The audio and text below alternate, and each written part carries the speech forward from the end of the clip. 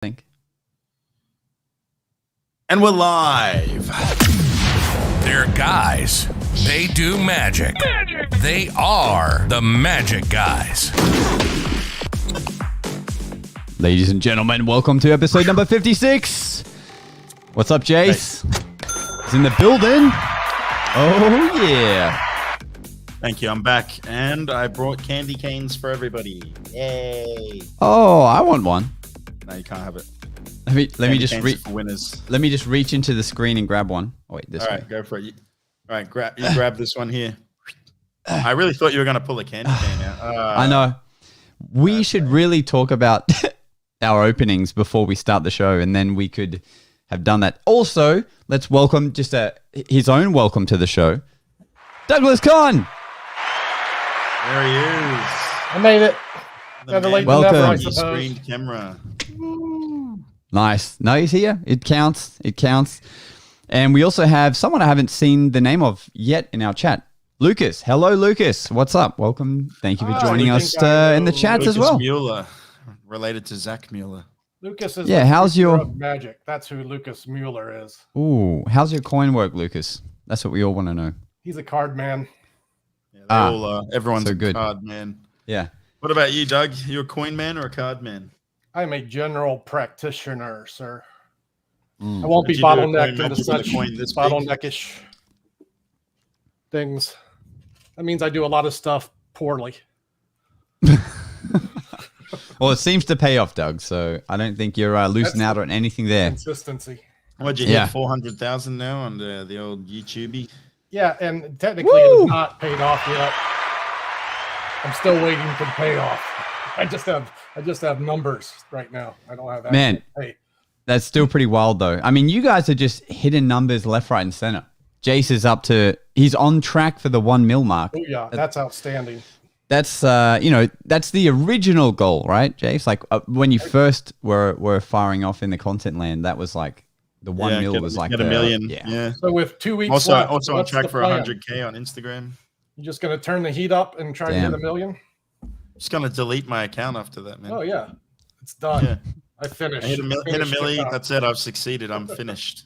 Just auction it off for someone to buy your account. Make it into an NFT. My What, TikTok is an NFT. What the account? You could do that. You could probably just compress it all into one fat NFT and NFTs are a bit weird, man. I don't think that's going to be a long-lived form of currency. I've never been known for my good advice, so that's not surprising. All right, here it is, guys. First dot shop. Check it out. Sponsor me, Chris Ramsey, you silly monkey. Do it, or I'll box you. Does that work though? If it's like, not that you guys are rivals, but if you're going to box, can he hire you still? It might be a conflict of interest. That'd be funnier. You know what I'm saying? Chris Ramsey beats his staff. Nice. I feel like he's looking for someone who's not on the scene. Like he's looking for someone underground that just edits and does, cool stuff content wise and isn't like a. Well, we'll find out. We'll find out in January 1. I missed the invitation to compete in this event. Not that I don't think I'm cool enough for the Ramsey. You didn't miss anything, Doug. You've just got to start posting content, tagging the first dot shop, and also leaving the hashtag first sponsor. Well, I just learned that, so I've missed this information. I don't know how you somewhere. missed it, man. It's just obvious as. Get onto it. You've got until the 1st of January. You heard it here first, folks. Well, heard it here again. More things for the to-do list. Yeah. Just make it happen, right? What's the downside to working hard? There's a lot of Muellers in the chat here. We've got Lucas and we've got Jake Mueller. Yeah. Guys, Zach Mueller's joining us shortly. How kind of you both. You could just share one screen. You don't have to sign in separately so we see your names. And we've got Vipul in the building. Vipul, what's up? Vipul, we chat on Instagram a fair bit. Thank you for being here. Great magician as well. And right. in the... can you guess what this trick is called? Sharpay. No, it's called double crossed. You failed. So also I put out a little thing for people on Instagram to send us messages on our Magic Guys account. our friend PD Magic, who has been on one of our episodes, sent us this. Merry Christmas to the Magic Guys. What do you do? Swallow the microphone? Have a good one, lads. Right. Yeah, no, definitely talk over the recording. That would be great for later. I don't think it mattered, bro. I don't think it mattered. I think that was so loud that you probably couldn't even hear me. It sounded like he had the microphone in his throat. Was it too loud? No, of course not. I think he's still getting used to his podcast setup he got. But he sent another clip. When you first start, everyone starts like this. They all start talking to the microphone like this. They're like, "What's up, guys?" It's because it sounds the most clear, I think. Well, PD maybe. Well, look, he did send another message. Maybe I need to turn it down a little bit. Let's see. All right, so I got a joke for the better? Magic Guys. Yes. So I met this chick at a bar, and we were talking for a little bit, and eventually we got to the point, and she said to me, I really, really want my night to be magical. So, I took her home, I fucked her, and I disappeared. Man. Oh, buddy. Immediately demonetized. Thanks, Pete. So I appreciate that. Thanks, there's some good old-fashioned jokes out there, right? Doug, you got a good one for us since we're on the track of filthy. So here's a classic coin piece that I learned at Michigan University back in the. What is going on there? Gosh, Whoa! What are you doing? I just started playing Doug's Instagram. That's all. I just wanted to get you some. Please don't do that anymore. Well, that was an accident. Why did Captain Kirk take a piss on the ceiling? Why? He wanted to go where no man had gone before. I get it. All right. Let's see what the chat's got. If anyone's got some in there. Piss is about as dirty as I'm going to get on this platform. Yeah, I'm a bit saddened by my day at the moment. My wife said something to me, and I realized I couldn't be with her anymore. She said, "I want a divorce." So. What? Oh no! Oh boy! Well, I had some weird things happen at my gigs last week. Should we talk gig stories for a second? I'll give you the condensed version, so you just get the good stuff. Only it's if you're within able to tell it efficiently and keep it interesting. Don't dawdle on. All right, let's get your storytelling skills up. All right, so there was a hooker holding a bag of 10 grand. Good start. Are you hooked so far? Anyway, I drove past her and I was like, all right, where's my gig again? And then I pulled into the street. I found the gig. So I'm doing this gig and it's in an industrial site. They've turned their warehouse into the venue. So they're saving on all kinds of costs. They've got food trucks turning up to feed everyone. It's 2 p.m., okay? It's daytime. Everyone should still be sensible. So I go in, I'm roving. It's all fine. Very Aussie families there. People are drinking a lot. I go to leave. Oh, this one guy wants to film me juggling balls. Yeah. Not his balls, but tennis balls. And then I'm leaving, right? I get in my car and I hear this commotion, like guys yelling at each other. And I look over and there's 5 guys trying to contain these 2 guys that are mouthing off at each other. Proper drunk mouthing off at each other. And I'm like, these guys are going to have it out. And what they've done is they pulled them away from where all the families and stuff were in the warehouse and they've taken it to the street. And it's 4 p.m. at this point. It's broad daylight. Anyway, and I get to watch this drunken brawl that I've performed for all of those people that I see there. They were all watching my magic fight? Only. Yeah, it was a work fight. And they're fully fists are swinging. They're drunkenly falling over. Some people are tripping other people, full on smash to the face, but all in a comical, drunken fashion. And I was like, Jase, my question was do I film this for content or do I just try? That's without doubt. I don't think you want that on your channel, man, to be honest, violence and stuff. But I think fights do well. Is that what you want? Content for content? Pretty much. Yeah. Okay. Pretty much. Yeah. Then you should have filmed it. In fact, you should have jumped in. You should have asked that hooker that was holding 10 grand to hold the camera for you, and you give her another 10 grand, and then you jump in and just start punching on with a few drunks. That would have been funny. Yeah. You know what? Now that I think about it, missed opportunity, and now look next at you. year, Now you're without a candy cane, and I'll make a note to get booked for next year. and I'll take like a bottle of tequila with me. But You know, Doug, I had a similar experience at a corporate event last week where it's like, you know, midday, 2 o'clock, and these people are getting hammered, man, in the office. They're just getting smashed. So, you know how I deal with drunken people when I'm at a gig? I just give them one of these. What's that? You're drunk. That's it. we had fun. And then Oh, I nobody missed it. misses me ever again. Let me go through some of the cards that I had signed from this event. Right, there's this, and there's other ones. There's the one, right? The guy. What is that? I said that right a on the dick card, present? and he said, "What do you think it is?" And what do you think I said? A dick in a box. That's what I said. I said it's a dick in a box. That is what, but that is what that is. Surely, I mean, that definitely looks like that's what that is. Oh, it's not though, but it's not. It's a rabbit's ear poking out of a box. I don't know if that's what he intended or not, but everyone laughed, and then I realized that I just said that in front of the boss's daughter. Good. And then I explained to the boss's daughter that the boss actually started this downward spiral to unprofessionalism, so it was all Yeah, at least once a week, someone draws a dick on a card. Yeah, if but it's how often a at corporate gig event. do you say the You word know what? dick? I haven't had it I can't happen yet. remember ever I saying haven't had dick a dick. dick drawn on my stuff yet. We don't know if it's a dick. I just suggested it was, and maybe he didn't intend that, but everyone just went with that suggestion. So it was, you know, the It's whole all, thing. yeah. It has a very phallus resemblance, Absolutely. and of course, like Very what phallus. other present would have a phallus shape coming out of a box? We don't know you know? if it's a present. I've You got know? a present for you that's phallus shaped, Josh. Ooh, an early Christmas present. I can't wait. Ooh. The other weird thing that happened, which is just unfortunate, was I did a stage show, again, lunchtime gig. By the way, this lunchtime gig, they sent me the run sheet, and I was like, there must be an error on this because it says they arrive at 11 o'clock and 11 a.m. and they don't leave until 9 p.m. that night.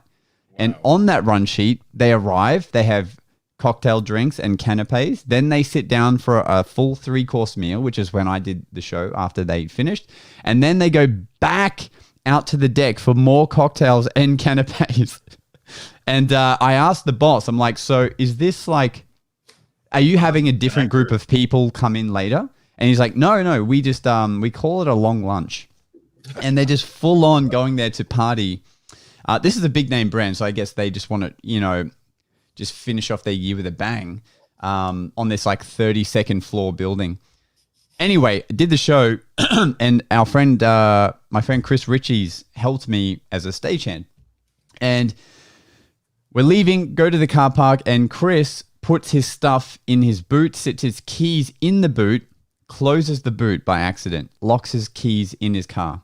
We both have gigs to go to later. Oh no. None of which concerns me, but for him to get to his gig, you know, we need his keys. And he's got like an old school car, so one that you could break into with a coat hanger. So I vlogged this. So when my next vlog eventually comes out, it's of this content. But we went into stores in the CBD asking if anyone had a coat hanger. Once we got one, then we have to like not look like criminals in this big car park of people with this coat hanger trying to get into this car. And it's not as easy as they make it out to be, you know? Like in the movies where they just like done. Yeah. Like Did I've you seen. succeed with the coat hanger? Were you able to get in there? Well, you'll have to watch, The vlog. vlog 99. And next time on Dragon Ball Z. Yeah. So anyway, so it's just weird that like within 2 days, those two things happen. Otherwise, things have been pretty chill on the gig side, but we can't. Chill. Haven't you had like 20 this week? I think if you and I combined, me and Doug combined our gigs for the week, maybe it's 20. I did 0 and last week. I Yeah, Okay. I did a five. good So- thing. Yeah. No, mine definitely not 20. Not like our buddy Adam Axford. Who, 13 in 1 week. It's ridiculous. That's absurd. That's a lot of ridiculous. shows in 1 Actually, week. it was 14 in 1 week. Yeah. I asked him, like, do you want to be on today's podcast? And he's like, well, I've got 5 virtual events on today. and they're all starting at 7 a.m. The first one starts at 7. I might not make it. And I was like, that is a good excuse, my friend. That's so crazy, right? That's so crazy. That's manageable if they're virtual. Like I can get behind 5 virtual shows. That's not. Yeah, I think you're misunderstanding like how much that is. There. Yeah, that's insane. It's very impressive. Yeah, like to be booked that much in one to day. book that many is yes, that's exceptional. It's crazy. It's crazy. So he must be working international if he's doing. Oh yeah, dude. He pretty much owns the virtual world in Australia. That's for sure. Nice. Yeah. Him and our friend Vincent, they both own the virtual shows in Australia. You know what? 90% of the shows that come in that are virtual go through them. Those two. You know what I'm thinking too? What's good is they're setting the bar for people's perception of what a virtual show is like. And they're both really good too. They're both really good. So now when these companies go to do another virtual event again, they may book someone else, right? Like to mix it up. And now they know, okay, virtual magic is good, so they might be actually opening up the market for us. Like myself, who I'm quite sure ruined a good dozen or 2 dozen magicians with my inaugural attempt.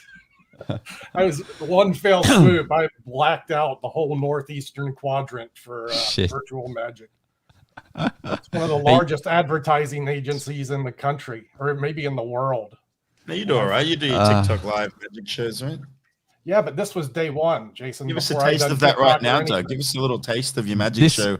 This was the linking rings. I'd love to see you perform either the linking rings or the color changing knives, switchblades. I'd love to see either one. The point was, this was pre-camera, wasn't it? This was when you just used the laptop. I had an iPhone. Right. I did it with an iPhone. So you did a virtual gig with an iPhone camera? Yeah, with no microphone. Oh, my God. I also didn't have, I was going on Wi-Fi, so the connection was horrible. And it was just a train wreck. Wow. Hey, here's a story from our friend Vipple. Do you guys perform when drunk at a bar / home gatherings, brackets non-professional? Any interesting stories that come to mind? When I was young, I used to do that a lot. I used to perform at bars and stuff that wasn't professional setting. Yeah. I came to New Orleans at age 18, and I worked Bourbon Street for the better part of 2 years, and I drank almost every day out there.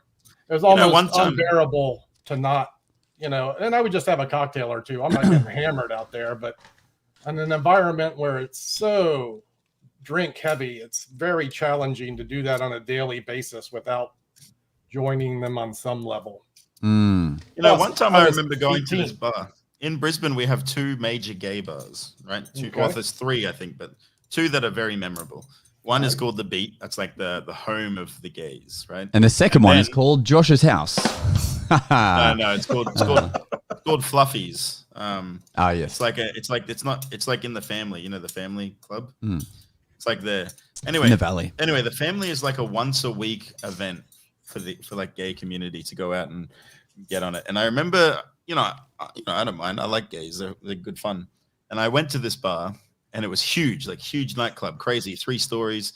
Anyway, I did the balloon swallow on stage at this gay bar. Nice. Just because I was like screw it, right? Why not? And I jumped up there and the DJ shut off the music. Everyone turned around and watched me swallow this balloon. And then, the rest of the night was actually amazing. I got a lot of free drinks. And that's the best. Woke up next to a nice Cuban guy named Carlos. That's pretty cool. That's cool. I remember Sky and Lotus, the bar in the valley. Do you remember that place, Jase? Yeah. Sky and Lotus. And run by like an Asian group, right?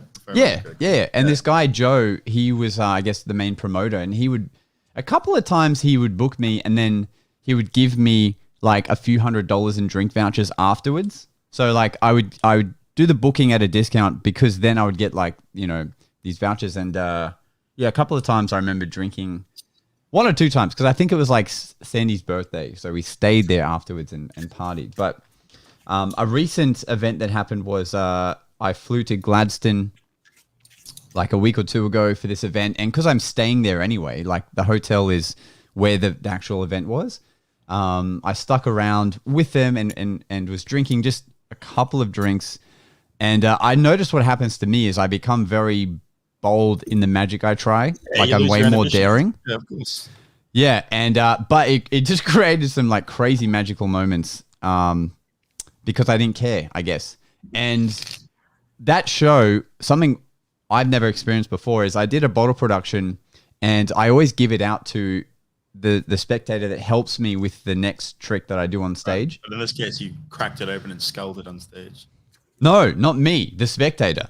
He took the bottle, and as he's walking off, he cracks it open and starts drinking this bottle of rosé that I'm just like, fuck, is this even legal? I don't know, but you're doing it.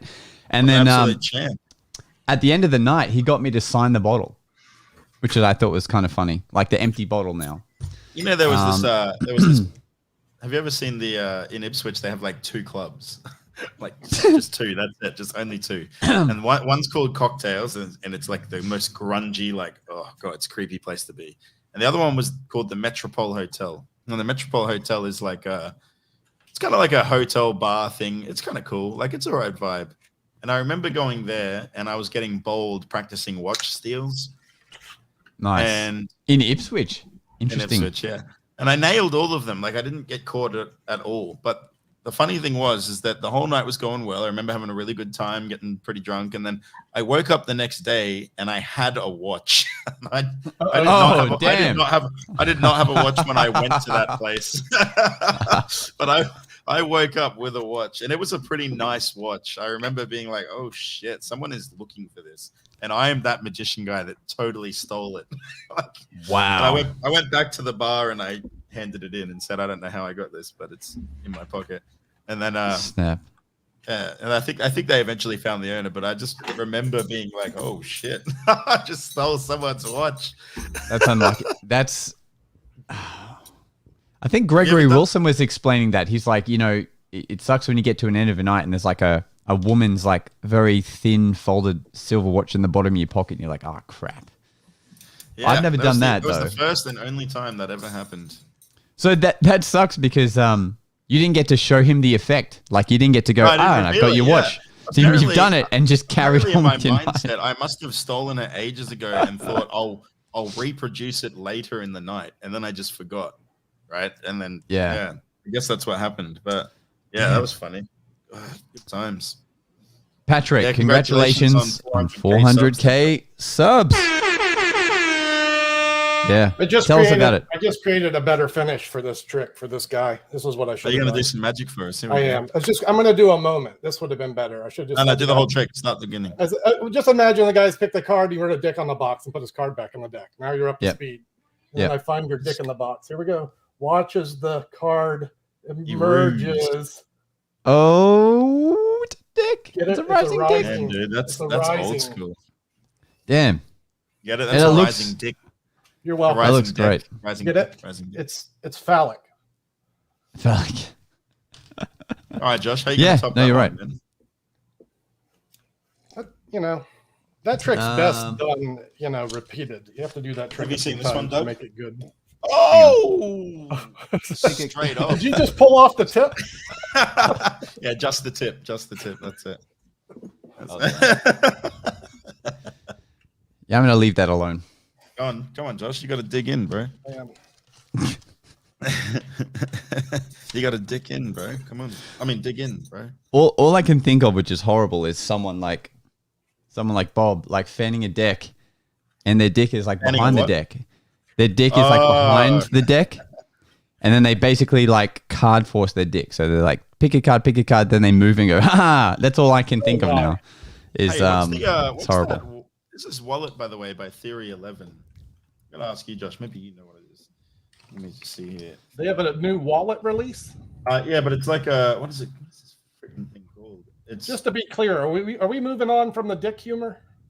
No, we'll stick around that area. Right. But I'm just trying to make sure that I remember exactly what it is that I'm talking about before I, you know, whatever I'm doing with my life. I don't know what I'm doing with my life. I'm happy to know that this wallet's out in a new form. Alias, that's it. Alias. It's called Alias. That's the one I have, right? It is the one you have. Okay, yeah. I was going to say, do you think it's worth getting? Because I got to say, I've been really enjoying doing these mind reading effects at these games. And I'm wondering if it's worth picking that up, because doing like a drawing or like whatever. Look, I'm going to say my honest opinion is that it is built very nice, but I don't use it, man. I'm not using it, and I don't. Is that maybe because it's, you already have a pretty well set routine, so you don't feel the need to use because it? Acidus Novus is badass. yeah. Well, so what this wallet is I good don't for do is Acidus for Novus. drawings. It's for someone drawing on an entire sheet, like an entire thing. Okay, then. But I personally have not been able to find a really hitting routine for a drawing duplication in a roving environment, because every time we get to the reveal, they're like, you know, like, now check what I drew, and they look and they're like, oh, like, when did you see me draw it? As in, like, they're thinking like either they said it out loud what they drew, or like they're just not that impressed that we've revealed it. So for that reason, I haven't.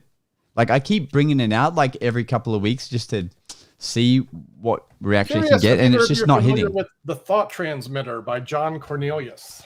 Oh yeah, that baby is gold. That's was always one of my favorites. It's limiting in that it does require light, right? So if you're working in a dark environment, it's not a practical piece to use, but it allows the spectator, they can put it here, they wrap it with the rubber band. I had them drop it in a Ziploc baggie. So they know that you didn't peek this thing, right? It's like they know it's in there and wrapped up, and you can't get at it. Oh yeah. Did you know that we only have 2 viewers right now? Don't be like that. It's 3. I'm watching us. There's 5. Well, I'm on. Yeah, I count it. Yeah, we got 3. That counts. In fact, not only could we have 3, but we could have 4 if I watch it on a separate desktop, just to up our clout. That would count, right? If I did that. Yeah, sure. Why not? Okay, give me a second.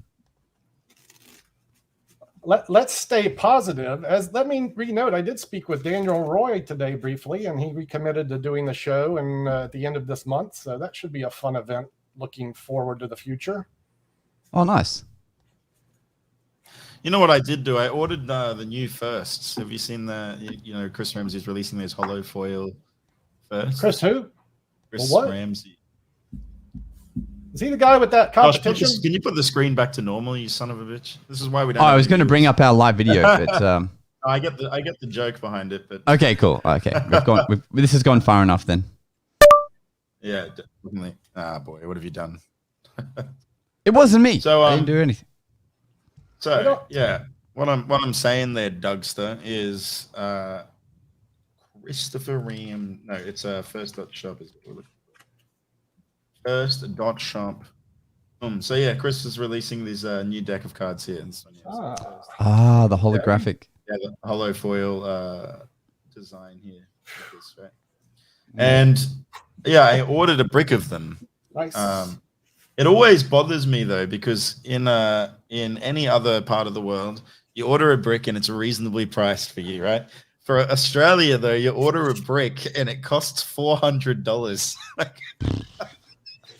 Wow. It costs Is it really that much? It's not $400, huh? Yeah. It's $400. How much is the brick? How much is a brick of those fancy cards? They're $20 US each. So for one, $200 for the brick? $240. Damn. That works out to be $33 a deck if you're getting it for $400. You don't get a brick deal? If you buy a brick, you don't get some kind of bonus deal? Nah. Of course not. Why would you? Yeah, you get a signed card by Chris Ramsey. You get a signed deck by Chris Ramsey. That's the deal. Damn. How good is that? We've got a few guys in the... I think that all that deck talk has bumped up our viewership. Now we got 6. So Pasha, what's up, Pasha? What's up, Jimmy? Jimmy's here as well. Chris Annabelle is in the building. That's it though, right? Like someone just said that Chris can buy a whole bunch of puzzles for that Jetta. It's like, yeah, I agree. I think that's the whole point of it, right? Like make this deck. And the funny thing about this particular deck is it's the exact same design as the first. Not the second first, the first. Yeah. It's the not to be confused with. Design. The third first. That's it. Yeah. Yeah. And is it just the box then? The holographic things on the box? No. So the card design is like instead of it being purely white, it's a little bit more grayish, but it's still the same. It's like just the tone has changed a little bit. But I guess that's, I guess the point is that people loved the original first so much that they decided to re-release it, but slightly different, right? Obviously, so it could be because he's trying to stay true to like collectors. He doesn't want to re-release the same thing. Yeah, Does that make sense? Makes sense. Makes sense.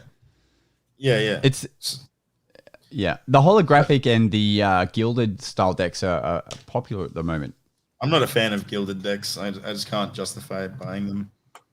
What about Bao's new deck that's different color gilded on both sides? It's like one's blue and one's red or something.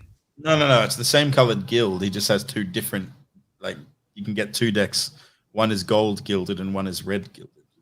It's not like each side though. Oh, he must have fooled me then. I swear to God, he turned it around and it was a different color. That's just the cut and the edit, my man's. Yeah. But I'm a big fan of Perf is right. work. I'll be ordering a fat deck of those as well. Hey, what do you know much about this? Chris is saying Wes Barker's releasing a similar second deck too. Yeah. Wes Barker's whole brand is based off the whole thing called Second, and his whole motto is called Second to None. Yeah, and the logo is the exact same, except instead of first, it's second, right? And the other thing that's interesting about it too is that his brand is originally for a coffee brand, so he makes and sells this coffee. Yeah, it's very interesting, right? Oh. They got a lot going on. Like, you probably don't know this too, but did you know that our boy Eric Leclerc has his own weed industry? Talking like a proper weed farm. I mean, I did see his logos go up, and it's like, which logo do you guys think is better? I just made new life goals. He's got a proper legal, totally legal weed farm, which is crazy when you think about it. That is crazy. We have legalization medicinally in Louisiana, and they're finally having. We're gonna have. Oh, you can get it legally in Australia too, for medical reasons only. Yeah. But we had it here, but you couldn't buy anything that was smokable. Like, they would give you pills or some weirdness, or maybe some. Oh, you can smoke this stuff in Australia, but it's but here in January, extremely hard to get a prescription. It's a good joke, Jimmy. Coffee helps you go, number 2. That's a rim shot. You should send that one to Wes Barker. I'm sure he'd appreciate that. I love it. That sounds like what you'd read on a mug. Oh, mate, Wes. I think Wes can take a good joke. I think that whole group can. Oh, definitely. You don't hear much from them anymore, though. I don't think. Like, obviously Chris, yes, but the rest of them, you don't really see much of them anymore. I feel like after that TV show ended, they all just kind of disappeared. They're probably just all busy working on their stuff. Gigs and whatnot, right? I'm sure Wes is booked up to the teeth with virtual shows and stuff. And Wes and Eric must be just smashing gigs. Like, Eric is just, he's a full-time magician in doing gigs and stuff. So I'm sure it's just like, Eric's a bit of a monster. Yeah, he still does the kids parties and stuff. Eric is like, if I was ever gonna do kids parties, it would be his arguments that would make me win. Oh yeah, he's just a big fan of them, and he's always confused. Yeah. He's always so confused why magicians don't like them. You know what I mean? Like, they're like, I don't like, magicians. Like, I don't like kids. It's like, sure, but like, this doesn't even make sense. It's like the same audience. Like, you go to a drunk bar and deal with drunks, but you won't deal with kids. Like, what the heck? No, that's not true. A child's audience, in my opinion, requires a whole different approach than an adult. I think that a children's audience is more challenging than an adult audience. I think it's just different. Yeah. I think it just has different challenges, different approaches. Exactly, there are some overlaps you can do, but if you're working the birthday circuit, if you're working 6-year-olds, you better bring some 6-year-old stuff.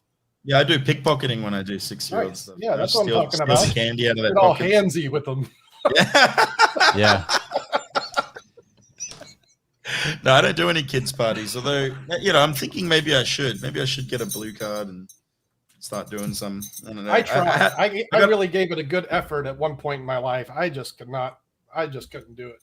I gotta say, I've been enjoying, doing my street shows and having all the families and the kids there and stuff like that. I'm the same way. I love a family audience. I always try to find a kid to start the show, but you try and book me for your kid's birthday? Yeah. I don't. Family. That's what I was going to say. Like, kids in the audience, when it's the family, like when you're doing magic for a kid and the adults are laughing as well, like that's fun. But when it's just them, then it's where would you have a party? Just out of curiosity, just so we're on the same page here. Josh. When would you ever go to a kid's party where there weren't the parents there? Because that would be when you're the babysitter for the kids, like when you're like basically the guy who's going to distract them for half an hour.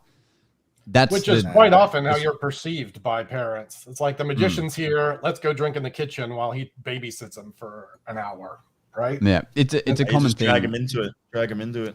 Yeah. Hey, if you're a good professional, it's not a problem. If you're a good kids show performer, you get them all crazy and happy, and everybody's happy. Yeah, you know. And also like you suck at your job. So. Also, it's like the best model for gigs too, because that kid has a birthday, and then once you do a good job, all 20 friends now want to have you at their birthday. Right.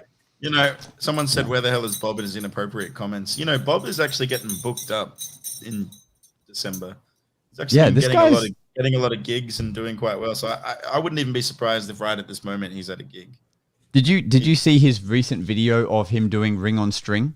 He got this crazy reaction from this girl, which they filmed in it was like a house party. And it must be the most wild reaction I've seen for rope and ring on rope magic.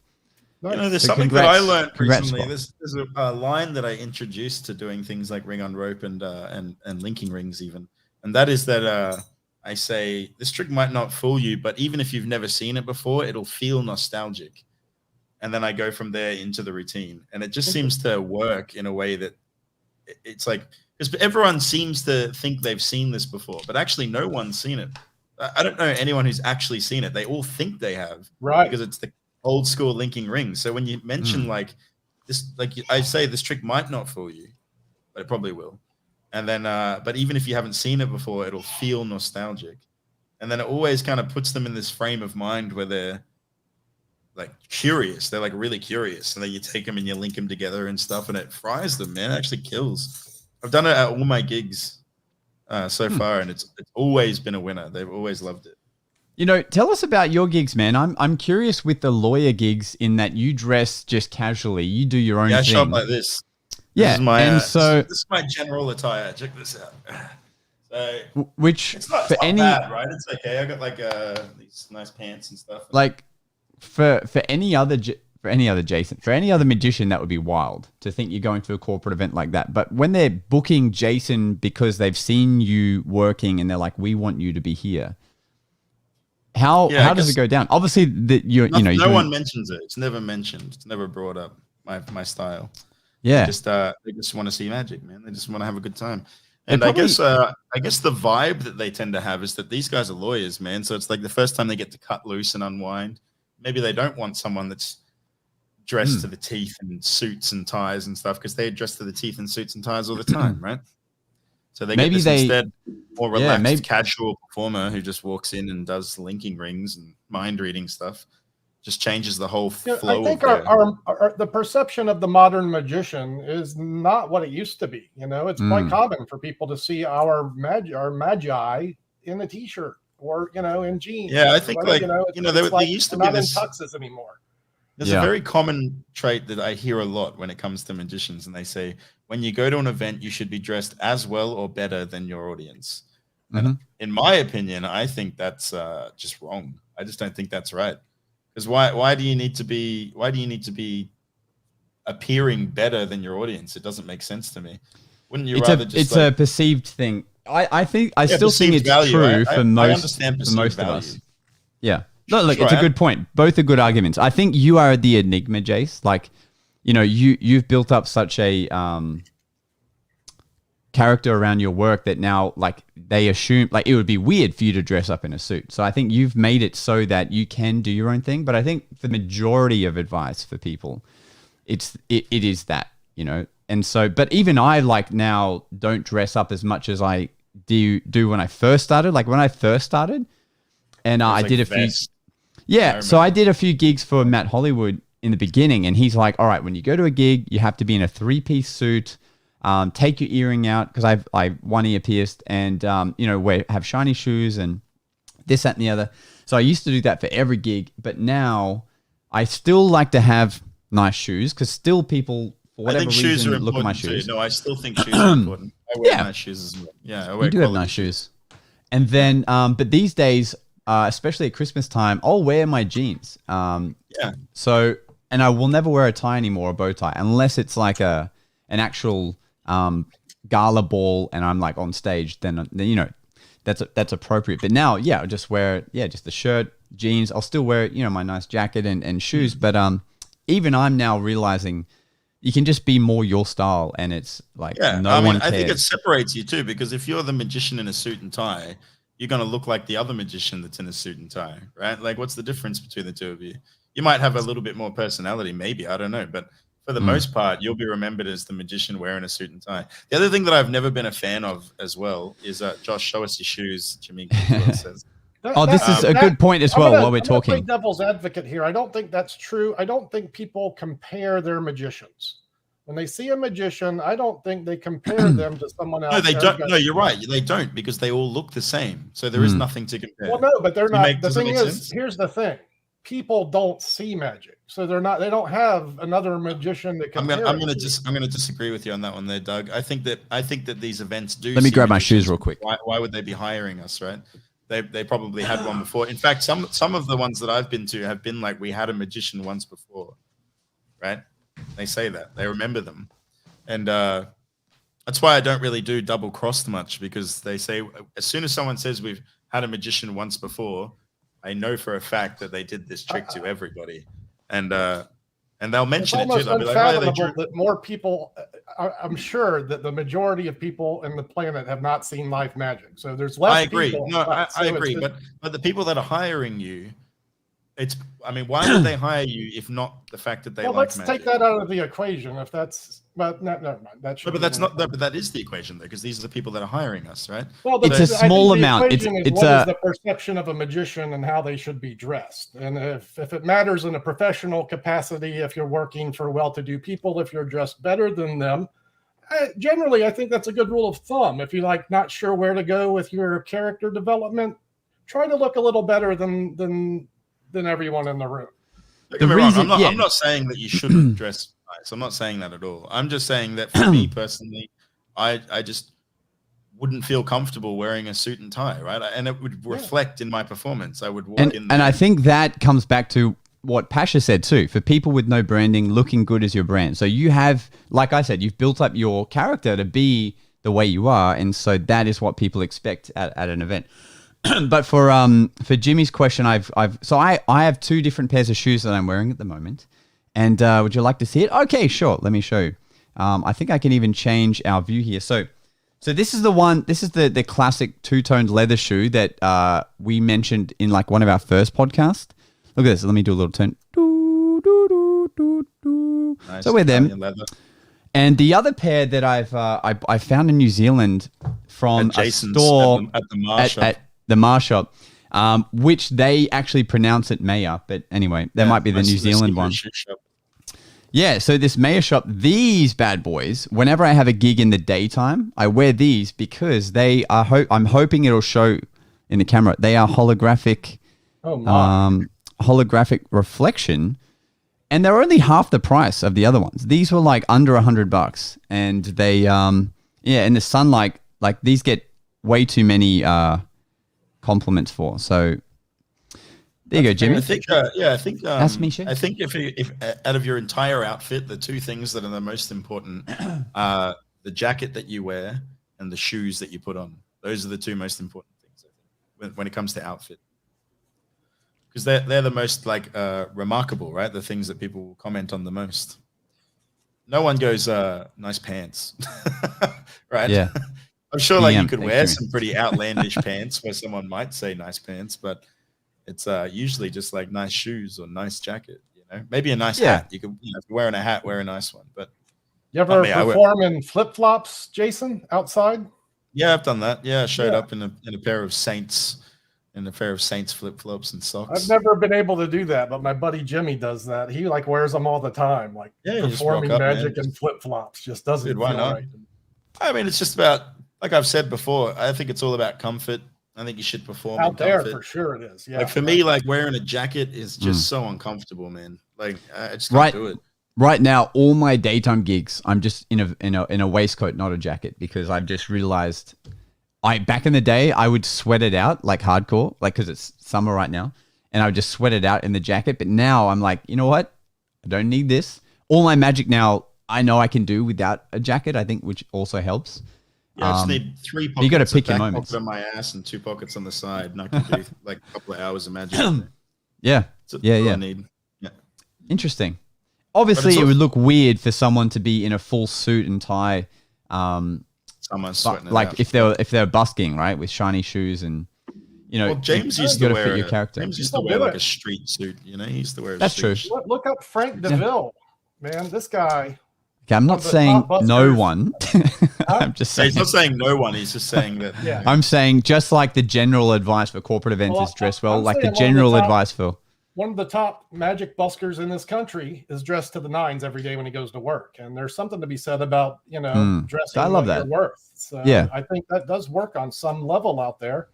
Yeah. And again, let me preface this as well. Like all the advice that I give on the way that I dress and present myself and stuff like that is something that you should take with a grain of salt, because I'm not nearly as successful in the corporate scene as Josh is.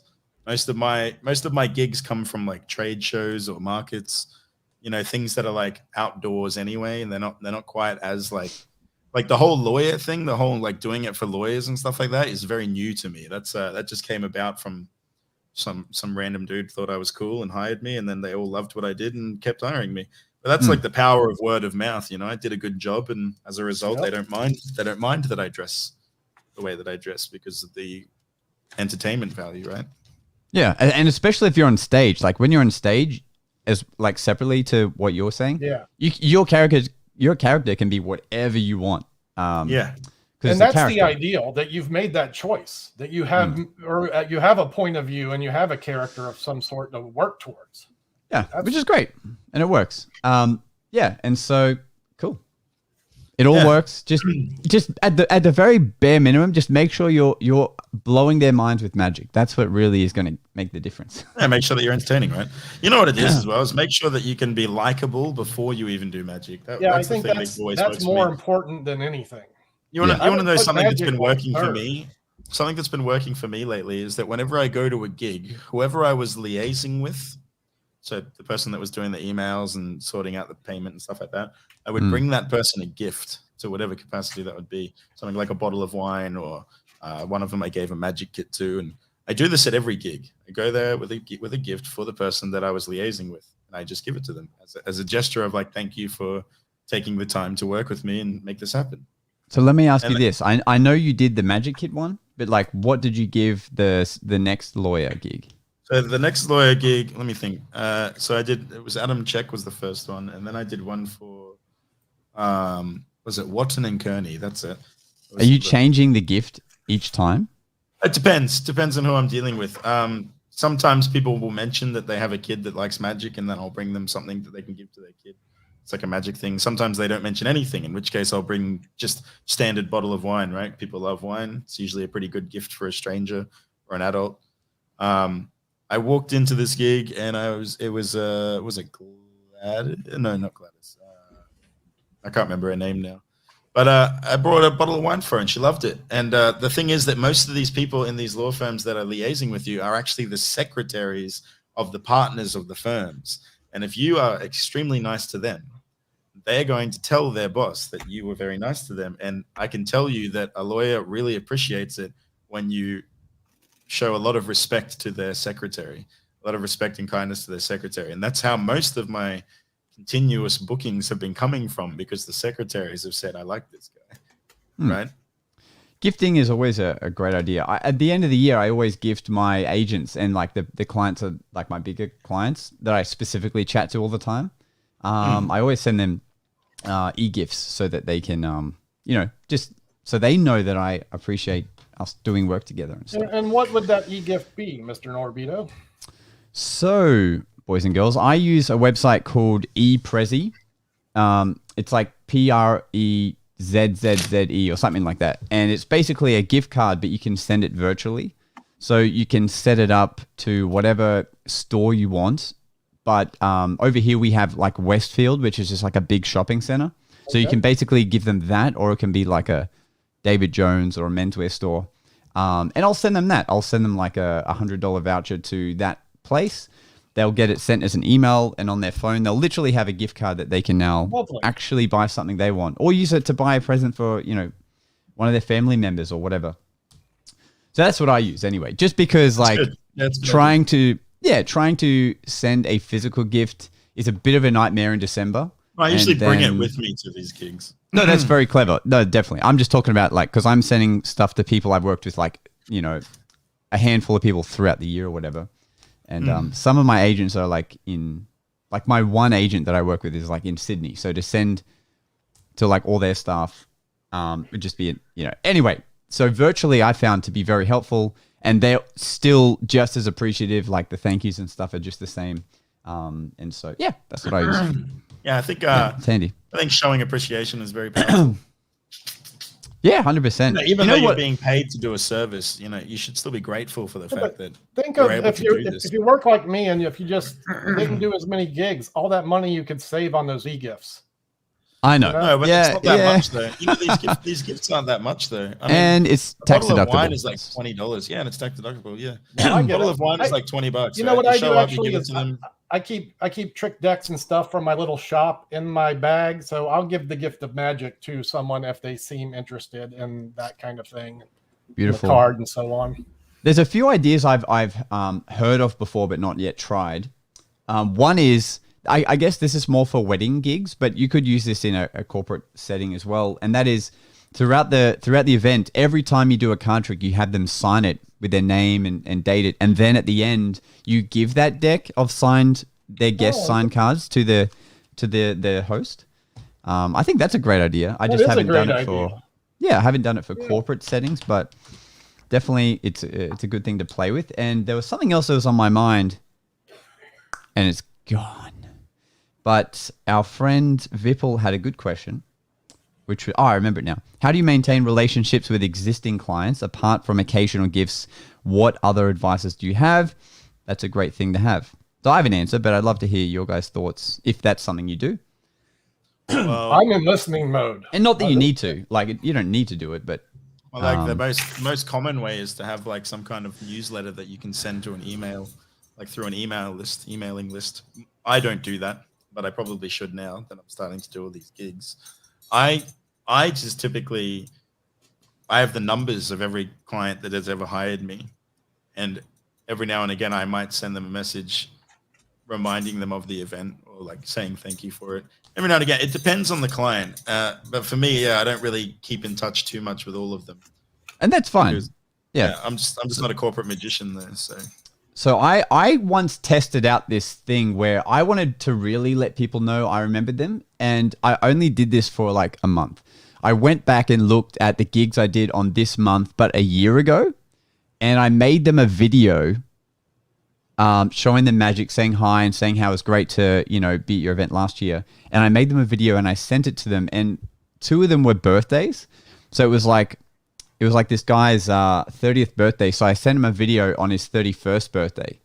And it didn't get the kind of response I thought it might. It didn't get wow, how cool of you to remember me a year later. It was more like, oh, thanks, man. Yeah, that's really cool of you. And then that was kind of it. He's like, this guy's stalking me for a year now. Yeah, so I was trying it out, and I thought it sounds like a good idea. Did you do a magic trick in the video, or you just? Yeah, I did. I did a trick where the card, it changed to a message saying, sure, for them. And I know there's an English guy that's really great with this stuff, and Kennedy. He was explaining that you can set up this email system to send an email out a year later. So you technically could make the video in advance and then it just roll out a year later. This is all stuff I don't do. I'm just saying I trialed it very quickly. But in terms of Vipul's question, how do you maintain the relationship? Really what I do is after the event, I send them a thank you, right? And I politely offer them the opportunity to leave me a Google review, right? And then they go into an email database, which Jason mentioned, and I'll send an email out probably every 3 months just of an update of, I never just send an email saying book me. It's always there's a show coming up and here's a discount if you want to see tickets to come and see me, or it's like, here's a cool video I made. It's just an update on my stuff. You're blanket emailing to all your clients, correct? Yeah. Like MailChimp or something like just that. Just to remind them that you still exist. Exactly MailChimp. And MailChimp personally adds their name into it as well, into the email. Yeah. But I've noticed that MailChimp sometimes gets filtered out by people because MailChimp isn't technically coming from your email. So sometimes it'll go into a junk folder or whatever. But it's helpful. But what I'm noticing these days, to be honest, is that clients follow your social media. So without knowing, they're actually watching your stuff anyway. Like yesterday, we had a real estate person come in to check out the property we're in. And then I saw like an hour later, because I mentioned I'm a magician, an hour later, he added me on Instagram, the strangest thing. And the way, absolutely. And the way you can make sure that happens is, one, you can take a photo with the client and then tag them in it. Or the next day, you can go onto Instagram, search the venue that the party was at, and you can see all of the people that were at the event's photos that they've tagged there. And you can just take a minute to like comment on it and if you remember their names or anything like that, like mention it, and then they'll start following you. But essentially, it's like, funny that you talk about names. I actually I made a special note at all these gigs. No matter how many people there were, I try to remember every single person by their first name. And I get pretty good. I get like a 90% hit rate where I remember like a good number, and they all appreciate it. Like every single time someone bumps into you and you're like, oh, hey, Jack, you know, they're like, oh, wow. You know, it's just like this moment where they're like, oh, shit, you actually remember my name. They actually love it. Hey, they love it. I would say it's easily the most powerful thing that I've made a mental note of practicing at my gigs. Do you use some mnemonic tricks for that? For me, I associate like face imagery to like names. Mm-hmm. So I normally, I just associate it with someone I know. But our friend, there's a guy named Nigel, the memory guy, who can remember 300 people's names in a room. And it's crazy. The way he told people, like, because he also gives a keynote on how to do it, he actually said the best way is to associate an ugly trait on their face with their name. And he's like, it sounds mean, but it's the easiest way for you to remember. So he'll be like, and he shows just random people's faces and he goes, now look how big that nose is. So then he'll be like, so she's going to be called, you know, Big Nose Nancy. And that's how every time she sees her face, she'll remember Nancy, you know? I did this sneaky thing where like a month ago, I got to entertain this group called the Millionaires Business Club. What an egotistical name. But anyway, they were really nice. They're really nice. And it was a dinner of only 14 people. And they went around the room introducing each other to one another. So I, on my phone, and I still have the note, just started writing down all their names as they're going around. So by the time they'd done all 14, I had those names locked in my head because of associating with people I know and stuff. And then so when I got up to do my trick, I just started naming off each person's name as I'm getting them to help out and do multiple card find and stuff.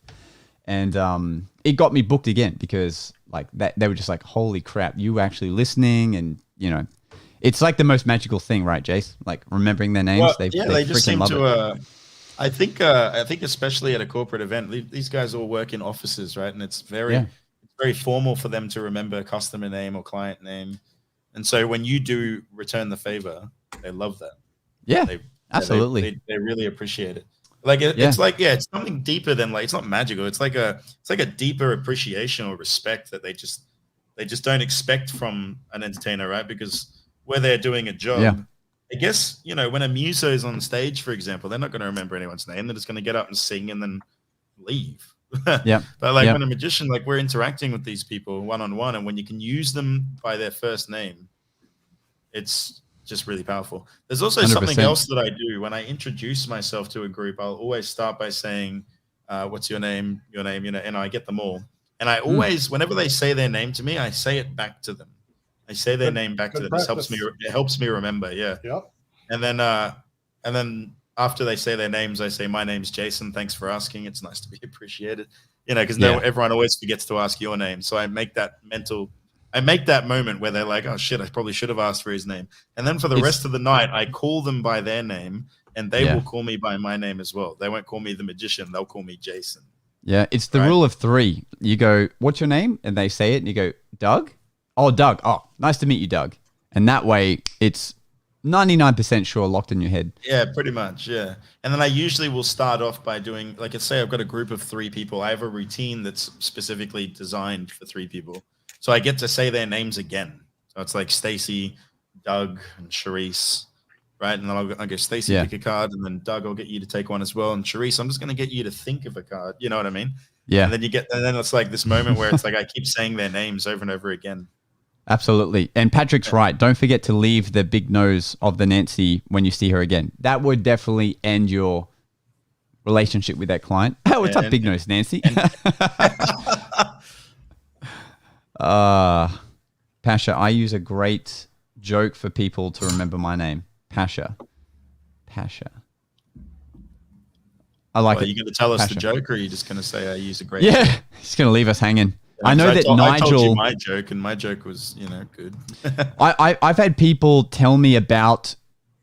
His real name's Kerry, but his performance name, Nigel the Memory Guy. I've had people tell me his story of doing a show from like 20 years ago, I feel like, because he's been in the game a long, long time. And they'll still remember his name. And the way they remember his name is because they literally go, the only reason I remember his name is Nigel is because he said it's Nigel, which is legend backwards. And so for that reason, they remember his name. Okay. Is that the joke? It's not a nickname I got in high school. It's not Pasha. Okay. That is fine. Yeah, you get a little... Yeah, I'll give you a little bit. You get this. You ready? That's it. Yeah. What I've started. I won't say I've started. I've done it once. The last stage show gig I did, because people always get my last name. Often they'll get it wrong if I haven't talked to them in advance. Like they'll, instead of Norbido, they'll go Norbido, or I don't know how else you can mess it up. But anyway, so I always tell them it's like libido but with an N. But now I've just started saying that on stage. I'll be like, let's give the MC a round of applause and thank you for getting my name right. Most people, instead of saying Norbido, they say Norbido. But I just say it's libido with an N, and then I carry on. And because I want to see if that helps people remember. No, that is a good memory tactic, right? Associating it with something that they would already know. Yeah. Hey, Vipul, I'm glad we could help you, my friend. Yeah, names, if anything, is the most important thing you could... Yeah, it's super. It's important. The sweetest sound is someone's own name. Even if you street perform, you should remember their names. Like I make a mental note of interacting with people and remembering their names, and then later on in the day when I'm doing other shows, they might come back and say, "Do you remember me?" And I can say, "Oh yeah, I remember you," and then I can say their name. In fact, sometimes I get it on social media where they'll say, "I was that kid that had this blah blah blah," right? And then I can actually say back to them like, "Oh, Alex, it's good to see you again. Like it's good that you're following me now." Yeah. I make a mental note of it, and I try my hardest to remember. Obviously, it's not going to be 100%. You are going to forget some people's names. Like I had this lady who had a very unique name that I still can't remember now. And at the time, I think I got it right. But I also would make a mental note of apologizing if I'm butchering it. Right? If I can't say their name properly, I'll say I'm probably butchering it, but I'm doing my best out here. And whenever it's a name, they still appreciate it. Right? Definitely. And when it's a name I haven't heard before and it's difficult, I always will make a remark. If it's a guy, I'll go, "Damn, that's a sexy ass name," and I'll move on. And then they love that. I've made note that it's uncommon. I did this. I did the name read. Like I thought of name. This guy wrote his daughter's name down. Tell me if you've ever heard this name before, because I have never heard of it, and it flipped me out. Because I wasn't sure if I read it right. But the name is Seven. His daughter's name is Seven. And how was it spelled? Seven. The same? Same way you would spell seven. Oh, okay. And I was like, is it short for like Savannah? Maybe I read it wrong and it's like Savannah. Or like maybe it was like Sven. Sven. Obviously I didn't know who it was. And I was thinking about it. I was like, maybe, I don't know if I've got this right. And then I just decided to go with what I saw, and I was like, "Is your daughter's name Seven?" And he's like, whoa, how did you get that? Nobody gets that. Oh. And I was like flipping out. But I was the whole time like, is this guy like messing with me? Is he fucking with me right now? That doesn't seem right. Yeah, that's what he mentioned too. He mentioned Seinfeld as well. But actually the reason why he named his daughter that is because him and his partner, I remember the story he told me, is that they would, like you have your goofy things with your partner where you're like, I love you 6 or I love you 7, like that sort of thing. Yeah. So that, yeah, 7 was the highest they would ever go. And because that was the highest they would ever go, that's what they named their daughter. The Pasha highest mentions love. the Seinfeld reference. This is actually becoming a popular name for actually. No, I know. Children. He mentioned the Seinfeld reference as well, Okay. but he didn't. He said that's not the reason why. And then the fortunate thing was, thinking on my feet, I was able to tell him like it's a great name because you've got Lucky 7, that's Lady Luck, so that's amazing. And then you've got like 7th Heaven, so you've got like so many like positive things that are associated with 7 that maybe he didn't even think of, and he's like, oh yeah, that's true. And so it turned into a really positive interaction. And here we are with just Josh, Jason, Doug. Pretty straight shooting names. Jason's a pretty cool name though. Yeah, I got Con working for me, so.